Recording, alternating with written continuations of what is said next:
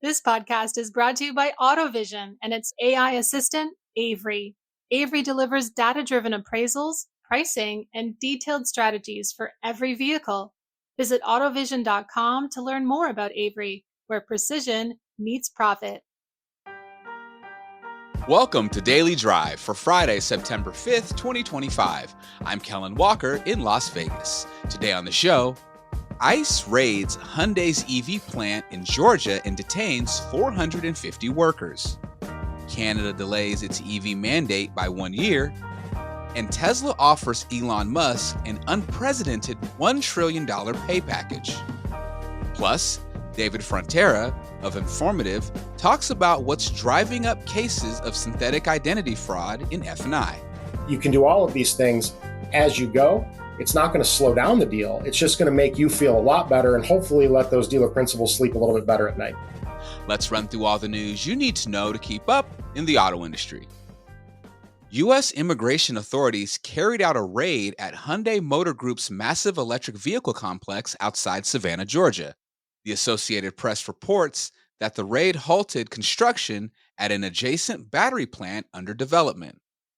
A U.S. Immigration and Customs Enforcement spokesperson said federal agents and local law enforcement, quote, executed a judicial search warrant as part of an ongoing criminal investigation into allegations of unlawful employment practices and other serious federal crimes.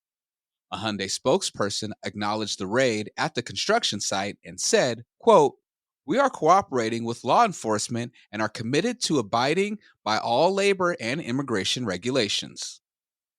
Canadian Prime Minister Mark Carney says the federal government will waive its electric vehicle sales target for 2026 models. The EV sales mandate would have required 20% of all new vehicles sold in Canada next year to be electric. Instead, Carney is delaying the mandate for a year and launching a full 60-day review of the program to make it more cost-efficient. And Tesla's board is proposing a new compensation agreement for CEO Elon Musk that could be worth around $1 trillion. The long-awaited proposal is designed to incentivize Musk to lead Tesla for years to come. It sets a series of ambitious benchmarks he must meet to earn the full payout, including expanding Tesla's robotaxi business and growing the company's market value to at least $8.5 trillion. It sits at $1 trillion today. The plan spans 10 years. And those are today's headlines. You can find more details on all those stories at autonews.com. Joining me now to talk about Tesla's unprecedented compensation offer to Elon Musk and more is Automotive News staff reporter Lawrence Iliff. Lonnie, welcome back to Daily Drive. It's great to be here. So, Lonnie, how likely is it that Musk will actually receive anywhere close to $1 trillion? Well, what's interesting here is we have some history, right? His original pay package back in 2018, which was worth $50 billion, had very, very difficult markers along the way for him to get his money in the form of stock.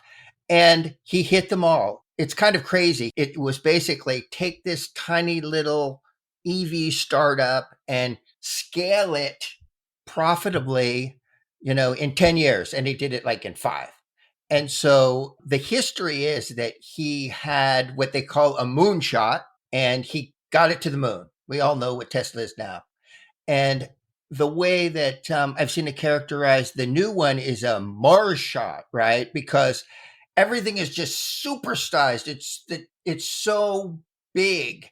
It's not taking an EV company that's tiny and scaling it to a big profitable EV company. It's creating industries that don't exist, like humanoid robots and millions of robotaxis taking people around, the world. And so I think that it's possible because it's always possible with Elon Musk, theoretically, right? But very, very difficult. Another story you've been following involves EV competitor Rivian. It's laying off 200 workers at its plant in Normal, Illinois, as it retools for new models. It's the latest EV maker to cut production recently, following GM and VW. So what do you make of this? I think we're going to see a lot of this, and I think we are already seeing a lot of this. There are other examples that aren't necessarily layoffs or slowdowns, but in terms of delaying new EV models to a point in the future where the market might be better, right? Mhm. And I think it's kind of retrenchment, right? We're kind of going into an EV winter, like where things are going to be very hard. They're going to be good in the third quarter because everybody's rushing to get the tax credit. And then in the fourth quarter, people bought their EVs. And then why would you buy one, when the money's gone, unless there's some good deals out there? But I think everybody's expecting, 3 or 4 quarters of difficult times for EVs as it all gets settled out. And Rivian is in an interesting spot, right? They expect their sales to fall for their current vehicles, right, for 3 quarters, but they're coming out with their new high volume, lower priced vehicle. So this is like a defensive posture, right? Like I'm going to have to spend all this money to ramp up this thing, but I don't have a lot of income right now. So I need to trim. I need to kind of get my financial ducks in a row. There we go. And I think that's what's happened. And we're going to see it at GM and stuff. And Rivian, I just want to make this point. Rivian can't say like GM and these other people, well, I'll just sell V8s. I'll just sell hybrids. Right. Why not? I'll just shift my production, to the Hemi. Right. And that's not going to happen for an EV startup. Yeah, they don't really have a choice. Good point. Lonnie, thank you so much for joining me. It's been a pleasure. Coming up, automotive F&I fraud is on the rise. Informative's David Frontera joins the show to talk about what dealers can do to protect themselves and customers next on Daily Drive.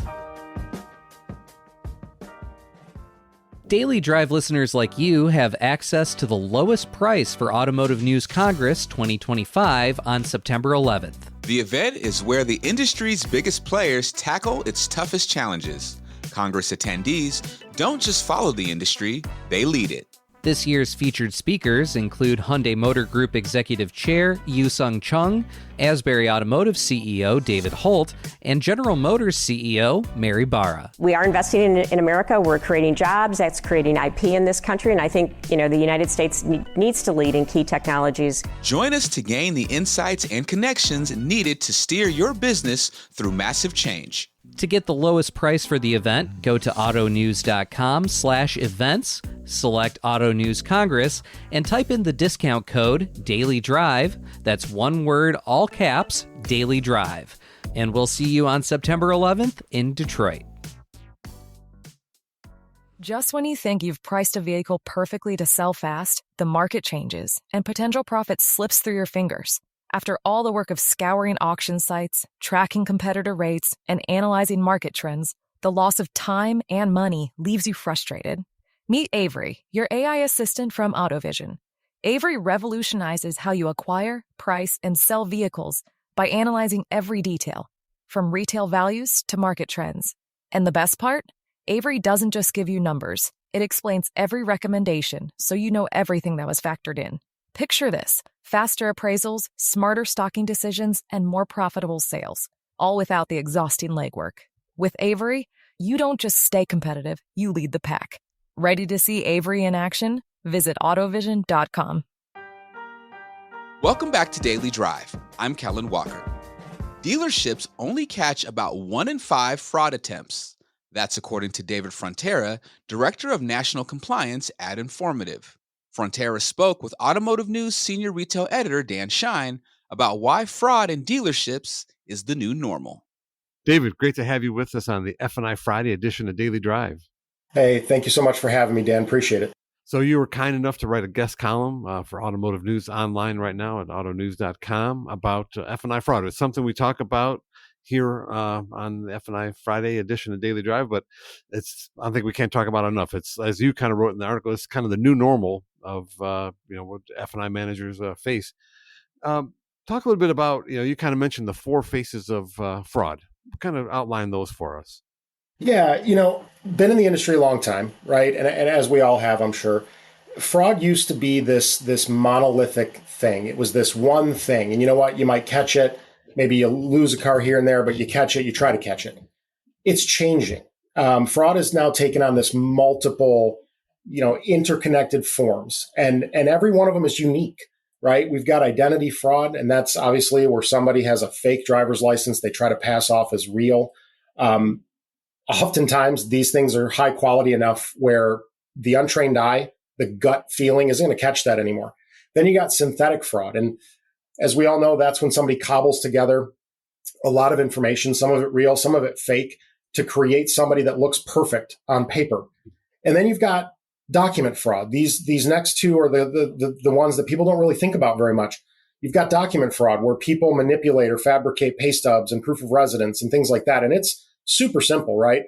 We did this webinar with NADA a couple weeks ago, and I was able to illustrate, it's super easy. You go to Google and you can pay $12.99 and you can have them generate a fake pay stub for you. And then finally, you've got internal fraud. And this one's unique because sometimes it's completely benign and on accident. And then other times it's malicious. And this could be as simple as one of your employees altering a credit application without knowledge that's outside of the norm. It could be something as complex as somebody manipulating the deal for their own personal gain. And it's something that we have to look out for. So this fraud that used to be this singular thing, right, has become really multi-layered. Yeah, it's interesting. We talk about insider fraud and internal fraud. I think a lot of folks are more focused on the forces coming into the showroom with, and are these people legit? Is that a real license? Are those real pay stubs? And so that maybe give you a little bit of blinders that you have to be careful about the people inside your team too. You really do. And look, years ago, it was IDs because they were easy to fake. It was done. And more recently, you're seeing synthetic fraud is absolutely booming, right? Because synthetic fraud really does exploit the gap between traditional credit checks and ID verification processes, right? We're a huge target because we've got high ticket values. The transactions are really fast. And we work in an industry that's kind of historically relied on these gut checks, right? We need to put some technology in place. And when we do that, not only are we going to catch that synthetic fraud that's just blowing up right now, but the internal fraud, that technology is going to catch that internal fraud as well. When you have a process that is outlined and enforceable by technology, whether it's on purpose or not, you're going to catch those changes in the documentation as the deal goes. I guess I should admit that I probably did some ID fraud back in the day when I changed my license so I could drink, before I was 21. But haven't we all? I think statute of limitations has expired on that. Right. But in all seriousness, I mean, you mentioned, synthetic fraud up 98% from a year ago, and that's, nearly $8 billion in losses for lenders and dealerships are catching like 1 in 5 of these synthetic fraud. It's, those are scary numbers. Yeah, 19.5% is what they're catching, right? So like you said, 4 out of every 5 people are moving through a sales process in a fraudulent manner. And that's an assault on the industry, right? That when you get into losses that are in the billions, it's no longer a cost of doing business. We've got precedents that are being set by courts now where the dealer is going to be on the hook as opposed to the insurance company. This is something that isn't going away. The numbers, unfortunately, are moving in the wrong direction. And, dealers got to get savvy to it. We got to get creative, and we got to put processes and technology in place that make it impossible. That's the key. We talk a little about, AI and, AI for good, AI for bad. And you kind of point that, the spike is kind of due to generative AI. And this is kind of why now that it's become this multi-layered assault. Talk a little bit about how generative AI is a key factor in all this. Yeah. And, look, I should preface, I am an avid user of artificial intelligence. I think it's fantastic. And I think dealerships should embrace AI as well.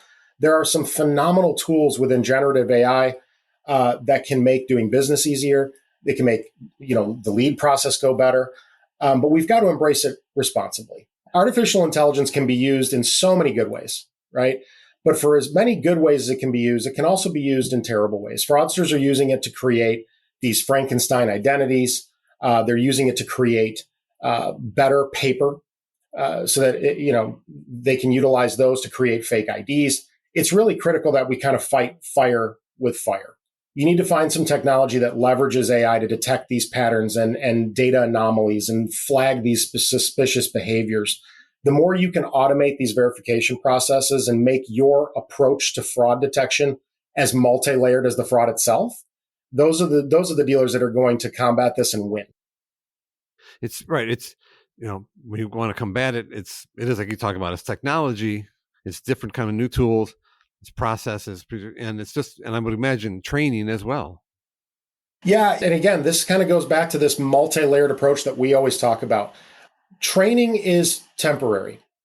Turnover is a fact of life. That's just how our industry works. But that doesn't mean we stop training, right? We have to train everybody. A process without the ability to enforce that process becomes a suggestion. So not only do we need the training, but we need a process that is enforceable. And the way we enforce that process is, one of two ways. Either you can have a compliance director inside your dealership that's got a constant headache for 8.5 hours a day, or you can put some technology in there to catch what you might miss. And that proactive multi-layered approach has proven to really help dealers stop fraud in its tracks, because you're measuring for fraud at multiple levels of the deal. From the minute the customer walks in the door to that license scan, to a synthetic ID fraud check, to the technology letting you know there's something you missed with regard to credit compliance or permissible purpose. The red flags come into play. You can do all of these things as you go. It's not going to slow down the deal. It's just going to make you feel a lot better, and hopefully let those dealer principals sleep a little bit better at night. David, great stuff, great information. Really appreciated that guest column you wrote for us. I really enjoyed this conversation. Important things to talk about. Thanks so much. You're very welcome. I appreciate you letting me be here. Have a great day. David Frontera is Informative's Director of National Compliance. He spoke with our own Dan Shine. That's Daily Drive for today. I'm Kellen Walker. Thanks to Automotive News executive producer Jake Neer, as well as our own Lawrence Iliff and Carly Schaffner for their reporting for today's podcast. You can get the latest news on retail F&I, manufacturing, and everything happening in the auto industry at autonews.com. Come back over the weekend for our Weekend Drive edition of the show. Our own Larry Velaquette and Hannah Lutz join me to talk about the biggest news stories of the past week. GM, Volkswagen, and Rivian have unique situations that came out this week, but the bottom line is the same. They all expect lower EV sales, and they're taking steps to prepare for it, either with production cuts or staffing cuts. We'd love to hear from you. Let us know what you think of the show and the topics we covered today. Send us an email at dailydrive@autonews.com or leave us a voicemail at 313-444-2774. And if you enjoy the podcast, remember to like, leave a review, and subscribe so you never miss an episode.